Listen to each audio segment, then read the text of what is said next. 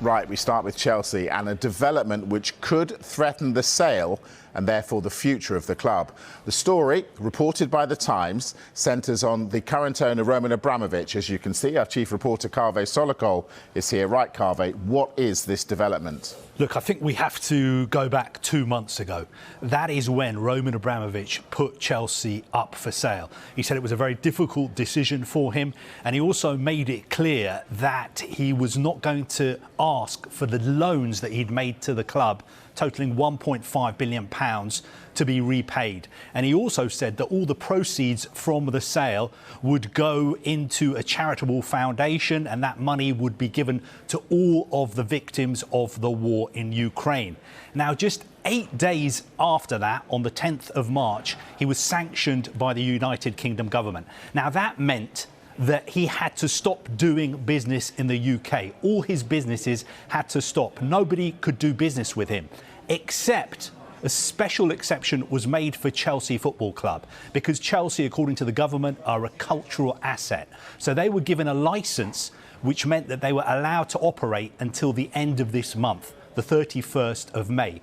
In the meantime, the club was put up for sale. The sale was overseen by this New York-based investment bank, the Rain Group, and we found out on Friday that they had selected a consortium led by the American businessman Todd Burley as the preferred bidder. And he's got until the end of this week to finalise terms to buy Chelsea from Roman Abramovich.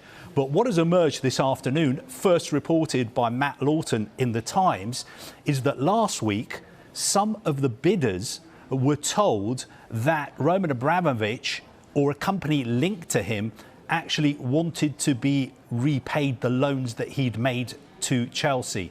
Now, the loans were due to a company, Chelsea's parent company is called Forstam Limited, and apparently some of these bidders were told that about £1.5 billion would need to be paid to a company based in Jersey.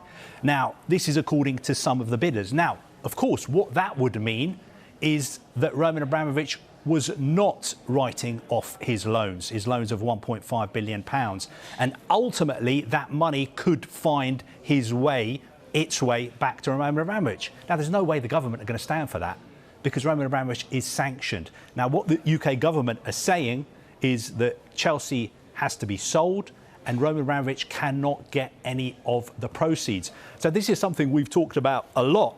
What is going to happen to the money? Yeah, you've said it all along. Follow the money. This is the £3 billion question. This is the £4 billion question. What is going to happen to the money, and who is going to have control of that money? Is it going to be the UK government, or is it going to be Roman Abramovich? Well, it can't be Roman Abramovich, because he is sanctioned. The UK government are not allowing him to do any business in the UK. So we could have a potential situation where we've got a standoff between Roman Abramovich and the UK government. And all the while, the clock is ticking. The clock is ticking because Chelsea's licence to operate runs out at the end of this month, the 31st of May. Now, you have to see it from both points of view. If you see it from Roman Abramovich's point of view, he is thinking, they want me to sell Chelsea.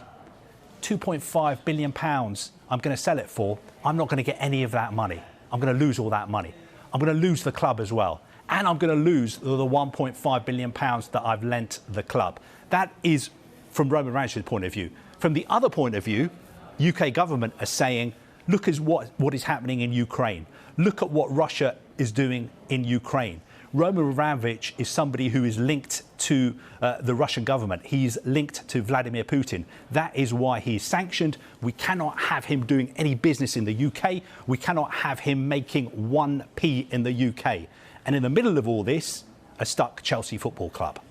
Why doesn't he just not sell and hang on until sometime in the future when he will get his money? If he does that, what happens to Chelsea? If he hangs on and refuses to sell, of course, he could do that. He's got other business interests. He's got property. He's got a house in Kensington that's worth £150 million. He's not selling that at the moment and giving the proceeds away to charity. No, he's doing exactly what you say. He's sitting tight. But the only problem is, if he sits tight and refuses to sell Chelsea, then Chelsea will go out of business. Chelsea will not exist anymore. And of course, he has said, he's always maintained that Chelsea are very, very close to his heart, and he does not want that to happen.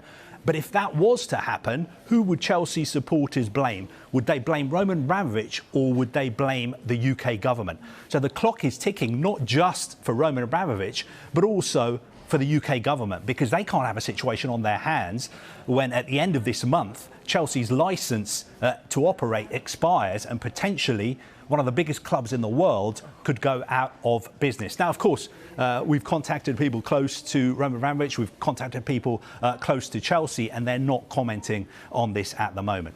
Right, we started this by saying this is going to affect Todd Burley. Is it going to affect Sir Jim Ratcliffe and his bid? Where does that stand in all of this? Well, look, Sir Jim Ratcliffe has come out of left field. We've always known that he's been interested in buying Chelsea Football Club. We know he's got a season ticket at Chelsea. We know he's one of the richest men in the UK. But he decided almost to ignore the sale process that was set up. The deadline to put your bids in was 2 weeks ago. He didn't engage in that process. He wasn't in touch with the Rain Group. He wasn't doing all the due diligence that the other bids were doing. What he did instead is on Friday, he put in a massive bid worth in total £4.25 billion.